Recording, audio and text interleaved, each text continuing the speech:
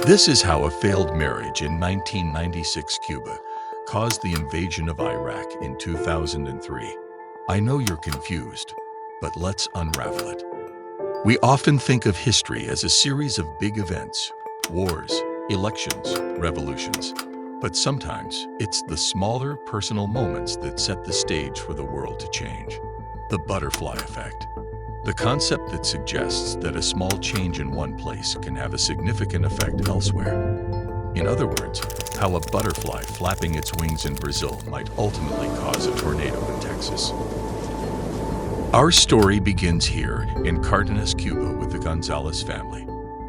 The year is 1996, and Elizabeth Brotens Rodriguez and Juan Gonzalez, pictured here with their young son Elian Gonzalez, are in the midst of a divorce, a sadly common event.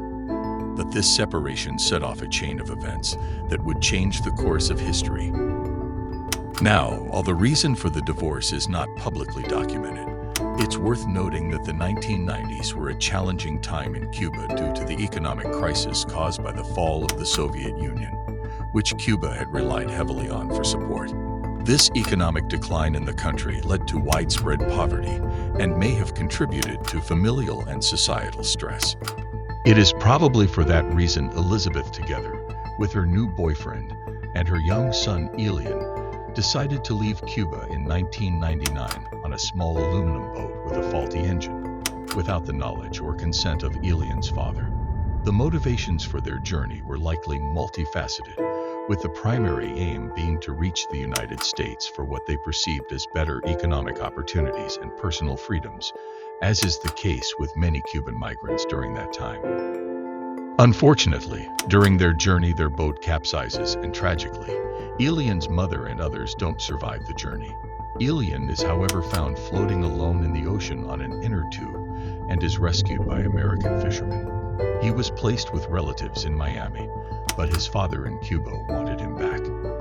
This caused a long public custody battle between the Miami relatives and the boy's father, as anti-Castro activists, along with Elias' relatives, wanted him to stay in the U.S. After protracted legal wrangling and intervention by Attorney General Janet Reno and the Clinton administration, it was determined that Elian would be returned to his father's custody.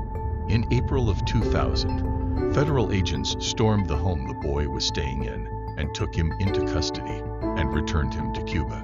Pictures of an INS agent confronting a relative holding Elian during the raid sparked outrage among Cuban Americans in Florida.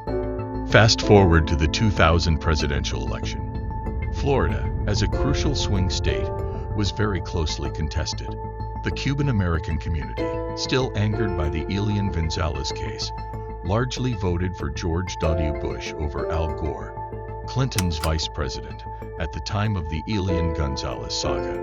Many analysts believe that the Elian Gonzalez case contributed to Gore's loss in Florida, and thus the entire election, due to the strong reaction from the Cuban American community. George W. Bush won the state by 500 votes. Fast forward to 2001. We all know what happened next.